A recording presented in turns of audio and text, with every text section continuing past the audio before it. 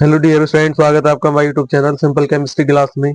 तो प्यारे बच्चों, आज की इस वीडियो हम पढ़ने वाले हैं अम्ल और अम्लों के भौतिक गुणों के बारे में, और अम्लों के रासायनिक गुण और अम्लों के क्या क्या उपयोग होते हैं इनके बारे में हम पढ़ेंगे। और प्यारे बच्चे, क्वेश्चन बोर्ड एग्जाम के लिए बहुत ज्यादा इंपॉर्टेंट है। तो वीडियो को स्टार्ट करने से पहले मेरी आप सभी से एक रिक्वेस्ट है, यदि आपने मेरे चैनल को सब्सक्राइब नहीं किया है तो प्लीज मेरे चैनल को सब्सक्राइब कर लें और बेल आइकन को प्रेस कर लें, ताकि नेक्स्ट वीडियो की नोटिफिकेशन सबसे पहले आप तक पहुंच सके। तो चलिए हम वीडियो को स्टार्ट कर ले। देखिए, हमें एसिड लिखा है, अम्ल बोलते हैं इसको, ठीक है। हेडिंग बनाया है मैंने यहाँ पर, तो आप लिख के किस प्रकार से आना है। देखिए, मैंने यहाँ पर आपको बहुत आसान परिभाषा में लिखा है। यदि आप इस प्रकार से लिखकर आएंगे तो आपको फुल मार्क्स मिलेंगे, आपके नंबर नहीं घटेंगे, ठीक है। आसान भी है और लिखने का तरीका भी मैंने आपको बताया, ठीक है। अम्ल, एसिड, ठीक है, एसिड बोलते हैं। तो लिख के किस प्रकार से आने, जरा समझ लीजिए। वे सभी पदार्थ जो स्वाद में खट्टे होते हैं तथा जो नीले लिटमस पेपर को लाल कर देते हैं, अम्ल कहलाते हैं, ठीक है। वे पदार्थ जो स्वाद में खट्टे होते हैं, ठीक, और नीले लिटमस पेपर को लाल कर देते हैं, अम्ल कहलाते हैं। ये परिभाषा होगी प्यारे बच्चों, ठीक है। तो ये छोटी सी परिभाषा है, इतनी ही आप लिख कर आना है, ठीक है। यदि आप इससे ज्यादा तैयार कर सकते हो तो कर लेना, लेकिन यदि आप इतनी भी करके आते हो तो आपको नंबर मिलेंगे, ठीक है। क्योंकि इसके आप भौतिक गुण भी तो लिखोगे और रासायनिक गुण भी लिखने पड़ेंगे आपको, और इसके उपयोग भी लिखने पड़ेंगे, ठीक है। तो अम्ल बोलते हैं इसको एसिड। फिर दोबारा समझें, वे सभी पदार्थ जो स्वाद में खट्टे होते हैं तथा जो नीले लिटमस पेपर को लाल कर देते हैं, अम्ल कहलाते हैं। बच्चों, अब हम पढ़ने वाले हैं इसके भौतिक गुणों के बारे में, यानी कि physical properties of acid. Physical properties of acid क्या क्या होती हैं इसकी हम वो पढ़ लेंगे। उसके बाद हम रासायनिक गुण पढ़ेंगे, यानी कि केमिकल प्रॉपर्टीज पढ़ेंगे। फिर उसके बाद हम इसके उपयोग पढ़ लेंगे। तो ये टॉपिक हमारा खत्म हो जाएगा, ठीक है। चलिए हम स्टार्ट करते हैं, क्या क्या होते हैं इसके भौतिक गुण। देखिए, यहाँ मैंने लिखा है अम्लों के भौतिक गुण यानी फिजिकल प्रॉपर्टीज ऑफ एसिड। अम्लों के भौतिक गुण निम्नलिखित हैं, इस प्रकार से लिखना है आपको। अम्लों के भौतिक गुण निम्नलिखित हैं। नंबर 1, अम्ल स्वाद में खट्टे होते हैं। नंबर 2, ये जल में विलय होते हैं। नंबर 3, अम्ल नीले लिटमस पेपर को लाल कर देते हैं। अम्ल स्वाद में खट्टे होते हैं, ये जल में विलय होते हैं, और ये नीले लिटमस पेपर को लाल कर देते हैं। इस प्रकार से आपको लिख कर आना है, ठीक है प्यारे बच्चों। तो समझ गया आप भौतिक गुण। भौतिक गुण भी मैंने यहाँ बहुत आसान भाषा में लिखे हैं, बहुत ही आसान है, आप एक बार में याद कर लोगे, ठीक है। वीडियो को लास्ट तक देखना, अंत तक देखना, आपको पूरा क्वेश्चन समझ में आ जाएगा। तो भौतिक गुण क्या है, अम्लों के भौतिक गुण निम्नलिखित है। अम्ल स्वाद में खट्टे होते हैं, ठीक, ये जल में विलय होते हैं, और अम्ल नीले लिटमस पेपर को लाल कर देते हैं प्यारे बच्चे। इस प्रकार से आपको लिख कर आना है। तो अम्ल हो गए, अम्लों के भौतिक गुण हो गए, ठीक है। अब आपको लिखना है अम्लों के रासायनिक गुण, ठीक है।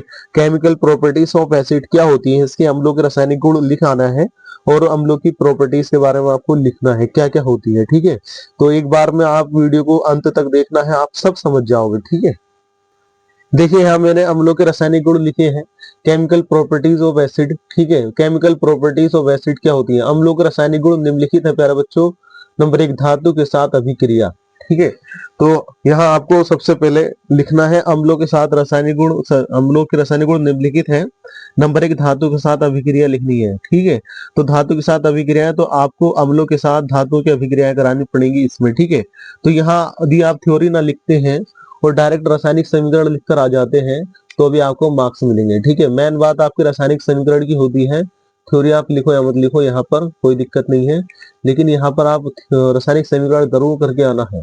सही रासायनिक समीकरण होनी चाहिए, दोनों पक्षों में परमाणु की संख्या बराबर होनी चाहिए, दोनों ओर समीकरण संतुलित होनी चाहिए, ठीक है। तो देखिए, धातु के साथ अभिक्रिया करा रहे हैं हम। यहाँ पर लोहा है प्लस 2HCl, ठीक है। तो 2 बाद में लगेगा, पहले हम करेंगे लोहा प्लस HCl इक्वल टू, यानी कि Fe प्लस HCl।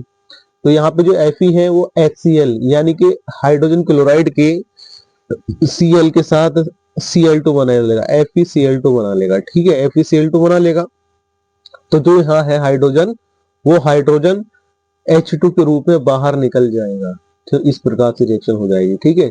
तो ये Fe है, HCl के Cl के साथ मिलकर के ये है FeCl2 बना लेगा, बचा हाइड्रोजन, ये H2 के रूप में बाहर की ओर को निकल जाएगा, ठीक है। अब हम बैलेंस कर लेते हैं। देखो, इधर भी Cl 2 है और इधर हाइड्रोजन 2 है, तो HCl से पहले हम यहाँ क्या लगा देंगे, 2 लगा देंगे। तो ये देखा आपने रिएक्शन किस प्रकार से हुई। Fe plus HCl equal to FeCl2 plus H2।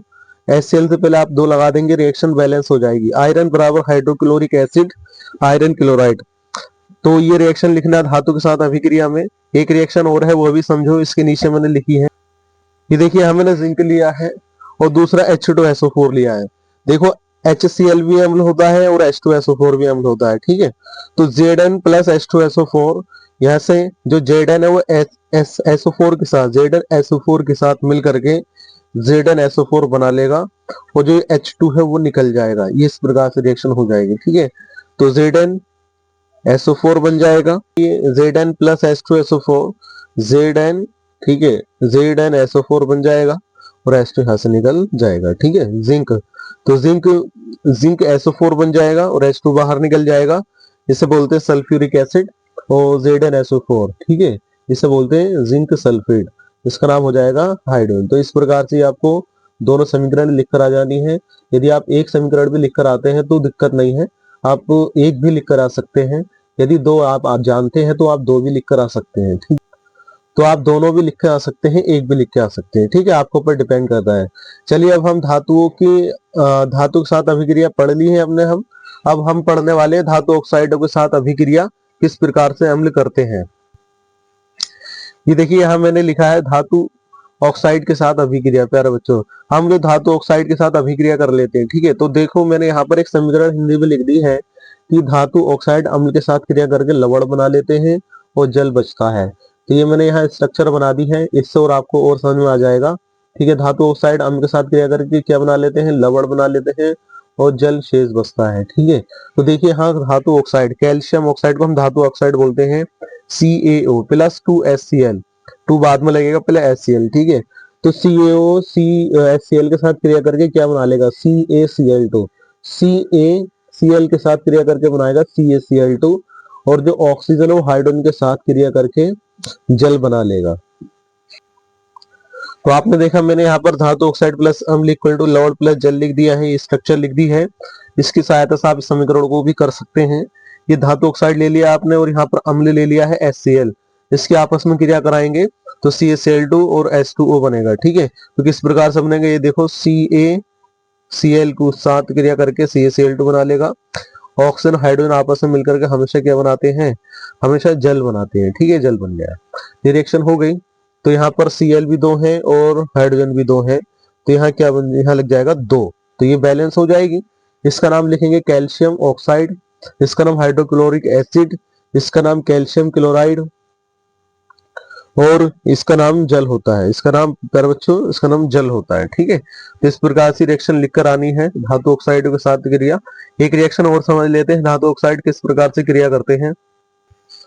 ये देखिए यहाँ मैंने MgO प्लस HCl लिया है।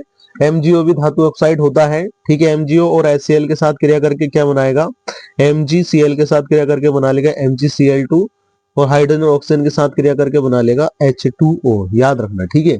तो MgCl के साथ क्रिया करके MgCl2, ऑक्सीजन हाइड्रोजन के साथ क्रिया करके H2O बना लेगा, राइट है ना।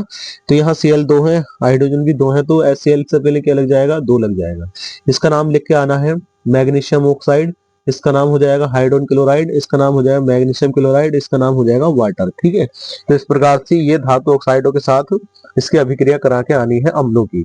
तो प्यारे बच्चों, ये आप दोनों लिखकर आ सकते हैं, एक भी लिखकर आ सकते हैं, ठीक है।